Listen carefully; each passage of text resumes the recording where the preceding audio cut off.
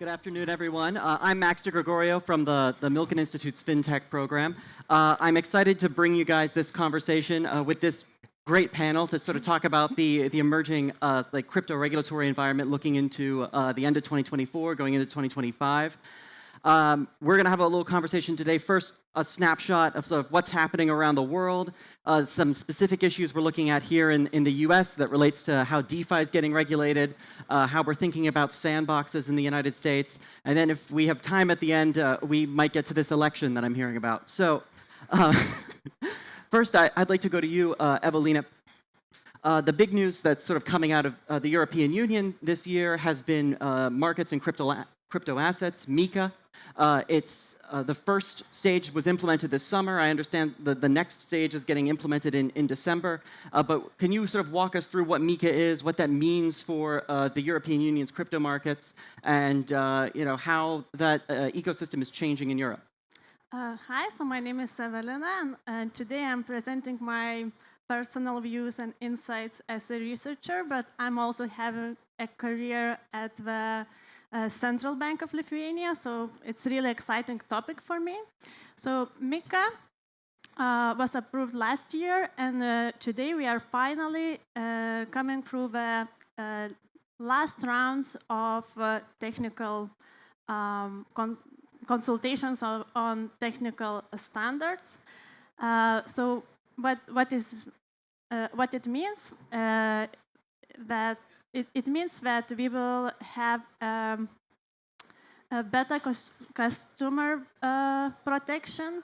MiCA advocates for better market integration and financial stability, but that also means that crypto asset service providers and crypto asset tokens issuers are coming into regulatory environment, and vice versa. That also means that traditional market participants can enter crypto world. So these two worlds are blending, and Europe is leading away.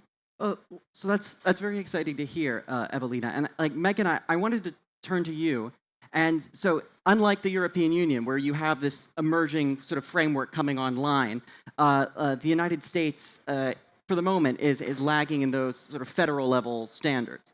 But we do have something coming down the pipeline. We have FIT 21 that was passed this summer, and then we've been seeing sort of some regulation by enforcement, sort of defining the earlier course of this year, and then some affirmative. Cases brought against like the SEC, for example. And if you could just sort of give us a walkthrough of how that environment's looking in the US right now and what that's going to look like moving into the end of the year. Sure. Great to see everyone. I'm a Quincy native, so it's very wonderful to be back home. And, if the BC High boys were still in here, I was going to tell them I'm a Notre Dame graduate, but, we'll get them later. So we're continuing litigation by enforcement, which of course is frustrating for everyone, but there are some bright spots this year, so it's not all gloom and doom. I'm sure everyone's familiar with the SEC v. Ripple case, where they ruled on summary judgment last summer. So us crypto enthusiasts are still really clinging to that decision because Judge Torres had some really good language about secondary market transactions not constituting securities transactions. Really focusing on, look at the method by which something was bought and sold. It matters, context matters.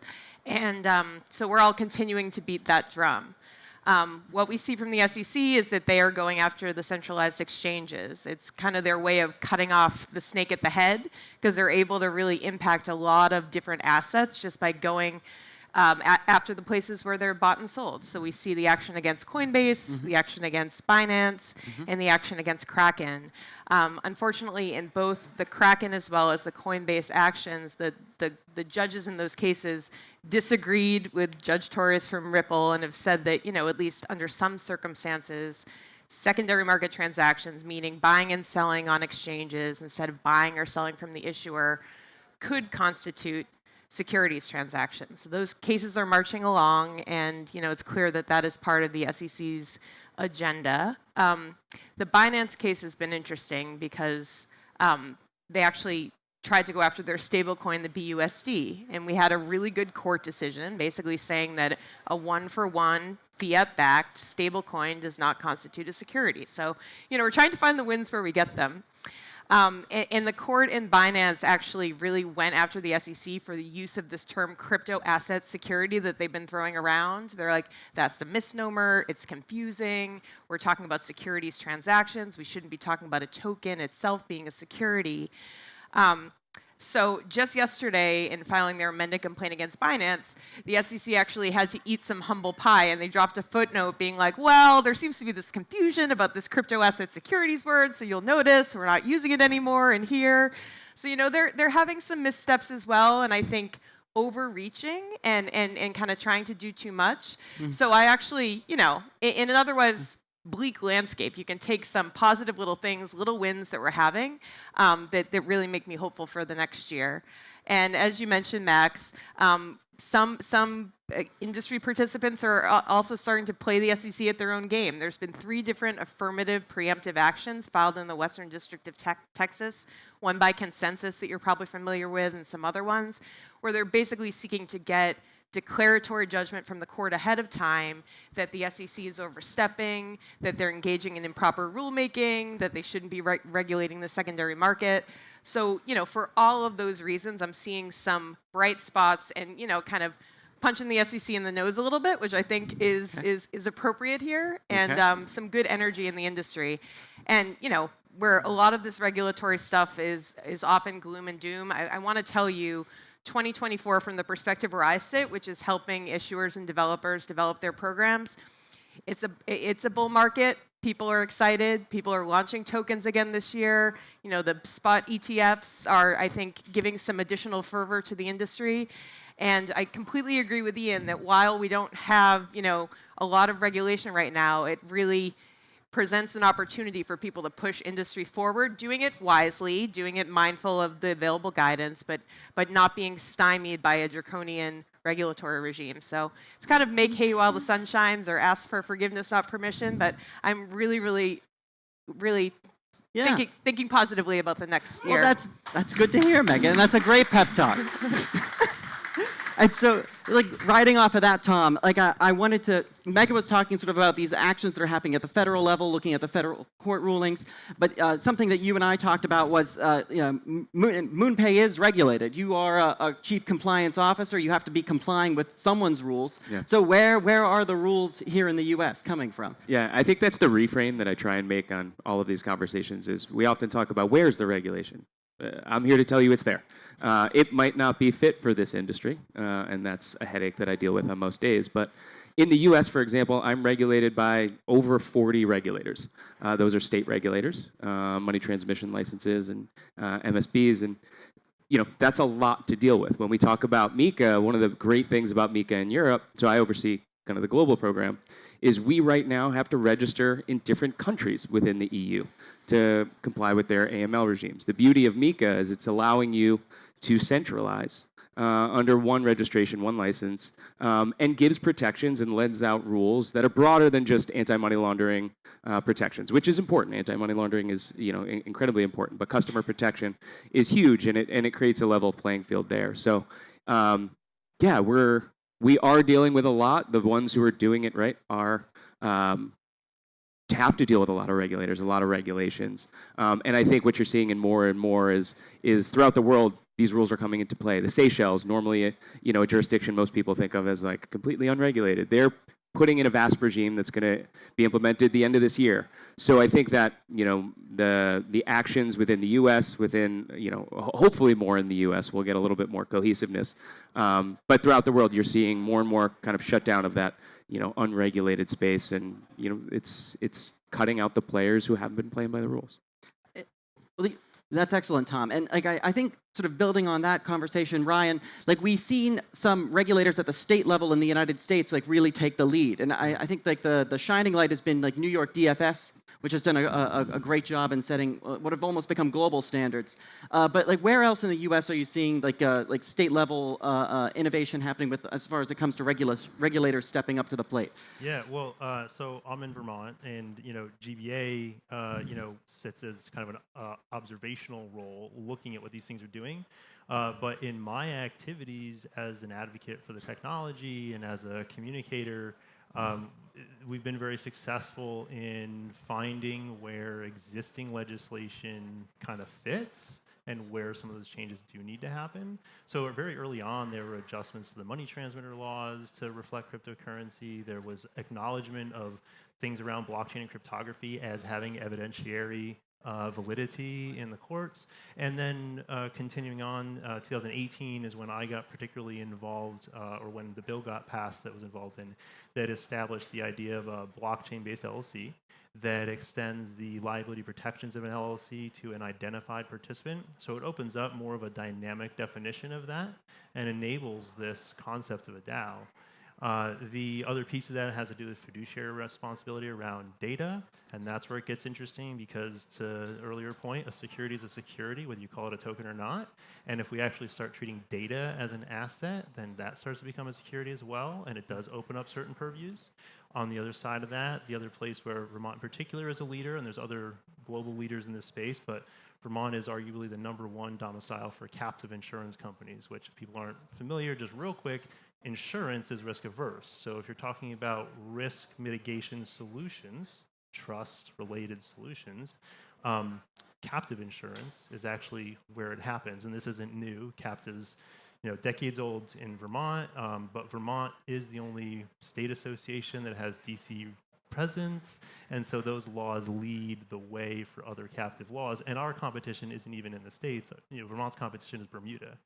Global companies position their captives in Vermont, and the nature of that industry, in my opinion, what I argue to many people is that there's actually a framework there that's very conducive to blockchain, and it sits in parallel with other leadership areas in Vermont regarding B Corps and employee ownership models, and I think it reflects other models from other countries like Norway and the Scandinavian countries, and what we're seeing in the Eastern Bloc countries embracing this. So that's where I think Vermont actually has some very interesting legislative parameters, some independence clauses from when they actually joined the states that still impact the way things happen there.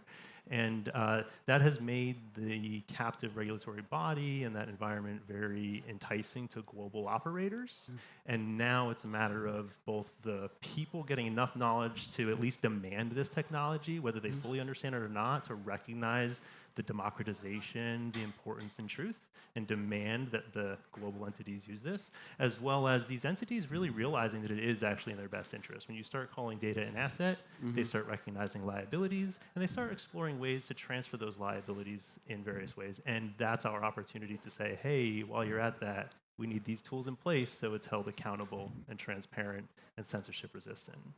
And this is, if I would have been this time last year, I don't think I would have had such an optimistic global breakdown of the crypto regulatory environment. Whether we're looking at what Meghan had from the courts or what's coming out of the European Union, the way that the states are approaching it. But so I appreciate that, and it's good to hear. But what I'm interested in sort of turning to now is sort of these issues that are coming up around regulations as they relate to DeFi, like an area that's a little bit more sensitive. And as we've done so much to educate the regulators around the world on what the centralized exchanges are, what the traditional elements of the digital asset universe are, there's a little bit of a gap there. And just this week, the House of Representatives, we had a hearing on DeFi in DC, House Financial Services, and witnesses there, voiced some concerns during their testimony. Like we're seeing like developers that are being come after, being sort of unwittingly held responsible for controlling compliance of some like products that they may or may not necessarily feel the need. It's murky. There's ambiguity. And I just wanted to go to you, Tom, and say how much education do we need when it comes to DeFi as an issue to sort of close that gap with regulators? I think there's still quite a bit. I mean, if you think about kind of the evolution of how we got to where we are, it was a lot of education, right? We had to get regulators and banking partners, right, comfortable with centralized crypto, right? The standard exchanges that you have and how those operate, and that's taken years. Now, right, we've said we have a square peg, round hole. Now we've introduced this DeFi aspect, and now I'm not a square, I'm a triangle. What are you going to do for me now? And so MoonPay, for example, offers a lot of the same services that an exchange does, but we do it in a decentralized, non-custodial fashion. And so the problem is that regulators see a square peg every time, and that's what they want to do. And we're starting that education cycle again to get them comfortable with it. And so a lot of that work is, my team, my colleagues in the legal team, who work really closely with regulators, policymakers, to educate them on what this stuff means day to day. And as we go through regulatory exams, the regulators are like looking at it, feeling it, touching it, using it, understanding the flows, and that's just unfortunately going to take time. I think where it gets really interesting is the developers in the industry are moving at light speed. And so by the time we figure out DeFi, there's, it's not going to be a triangle, it's going to be like a trapezoid. Like this is going to keep going. So I think this is a cycle that we'll keep going through, and we just have to, have patience. Yeah. No, I agree with you, Tom. Like, I think that education component will require some patience.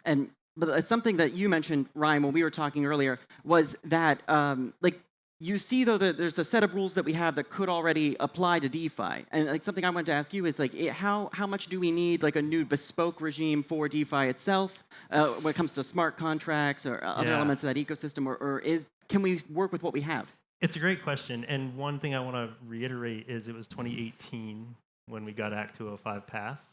There are less than 100 entities registered with the Secretary of State to leverage this law.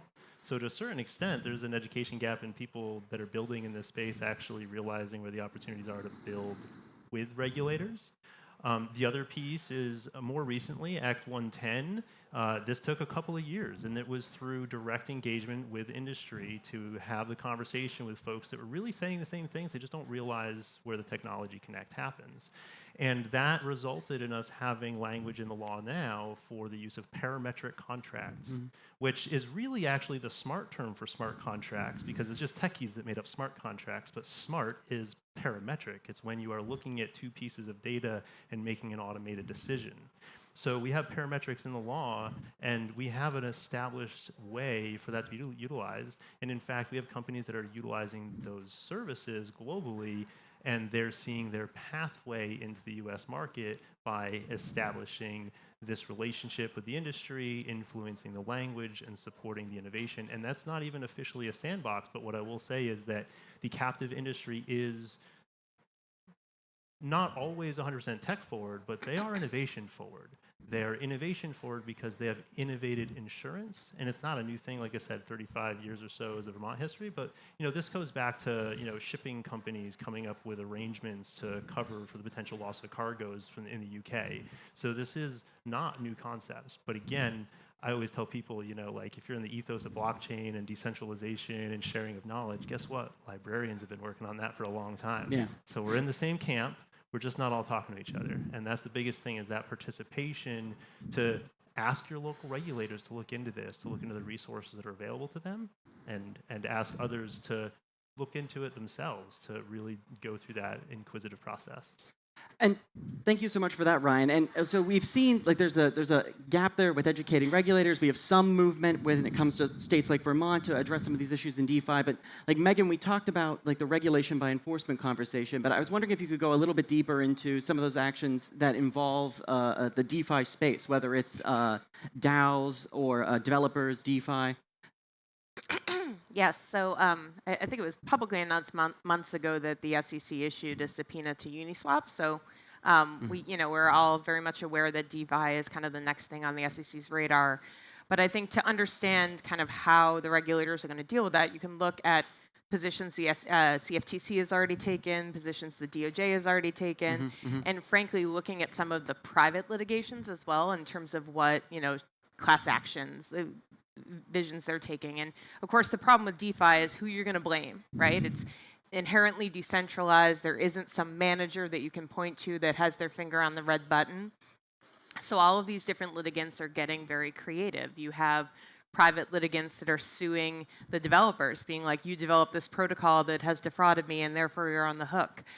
You have private litigants suing the investors, venture capital investors that provided the kind of the front-end financing, saying, we thought that this was safe because you were involved, or you've touted being part of this ecosystem, and we think you have some control over it.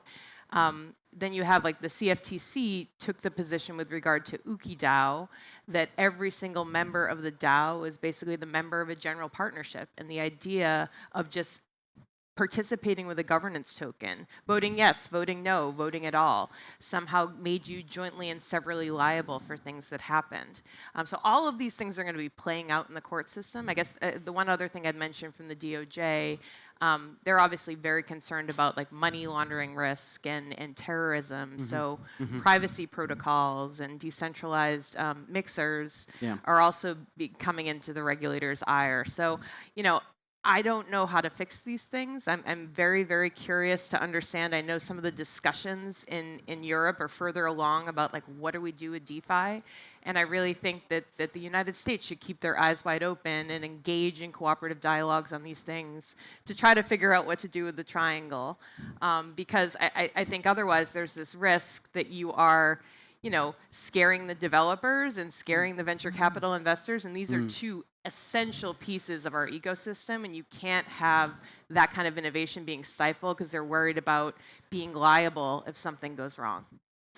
And so building on that, I wanted to go to you, Evelina, next and ask, in MiCA, the European Union's regulation that's come out, there is sort of a carve-out for DeFi, at least that was my understanding. But like, what is the European Union's approach to DeFi regulation as your sort of regime comes online? So overall approach from European Union is to create opportunities for better funding and financial services, meaning that we are taking this approach like same services, same risk, same rules. So we are not limited to any kind of technology or any kind of financial intermediaries forms. But since MiCA is just first attempt to regulate this crypto market, it is primarily designed for issuers and crypto services providers, meaning intermediaries. But so these fully decentralized platforms falls out of MiCA scope, but during the last consultations, the discussions are increasing about the different degrees of decentralization, meaning that now ESMA takes kind of different approach, and instead of a fully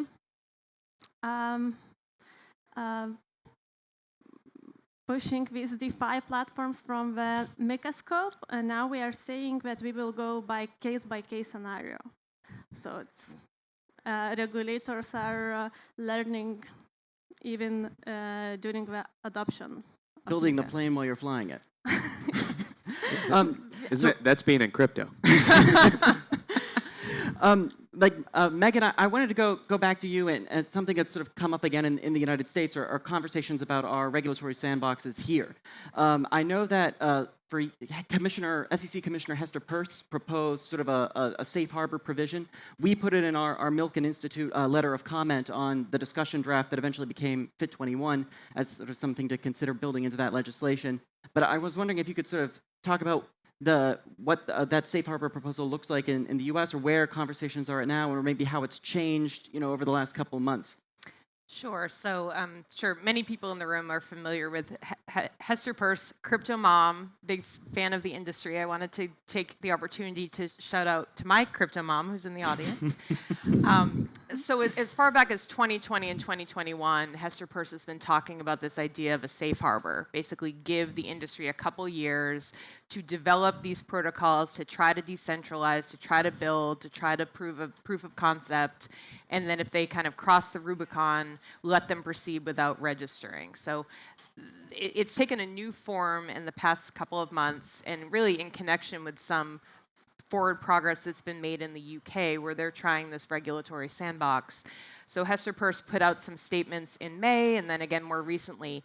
And the idea would be that the US would work collaboratively with the UK to really try to develop a place to look more closely at how do we issue, how do we broker, how do we clear these transactions in a way that is consistent with the regulations. And the idea would be to have, I think it's a 3-year period, where if you stayed under a certain volume and under a certain number of customers, you could kind of exist within this framework and everyone could kind of study it and play around with it and try to get it right. And the ultimate goal on the other end of it would be, of course, getting a no-action letter and getting some kind of comfort from the SEC that you'll be able to proceed with this thing that you've kind of experimented with over the 3-year period and let it grow without fear of, getting an enforcement subpoena. So, she's very clear. She said that she would like to regulate by a beach rather than a sandbox, but this is a start. And at this point, it's still very much at the proposal stage, but definitely soliciting input from the Milken Institute and other, thought leaders about how to get this right. Well, talking about soliciting input, I wanted to go to Tom and ask, so from the perspective of a Web3, a crypto business, are those sandboxes something that you're using, that you want, that are valuable to you? Like, what's been your experience? So I think it depends. I think, for an established company that's already, as I said, regulated, and having to meet a lot of requirements which have a hefty compliance burden, if you're layering that on top of existing requirements, that's just adding more and more work. And so from a business standpoint, that becomes, you're kind of overloading, the compliance burden is overloading the business worth in a particular jurisdiction. I think where it really comes into play is smaller startups that can really participate, can be likely more nimble, and can be starting really from scratch to work with the regulator. And kind of goes back to that, what I was talking about before, where it can be used to educate regulators on the real cutting edge stuff that's like in real time, that if you're building this, here's how we would do it within the regulation. Well, here's why that doesn't work. And having that back and forth, I think that becomes really helpful, likely more on that or on jurisdictions who have up until now said, if it's crypto, I don't want to touch it, right? Well, thank you so much, Tom. That takes us exactly to time. I'm so sorry we didn't get to the election. But thank you guys so much. I could have talked with you all day. That was wonderful. Thank you. Thank you.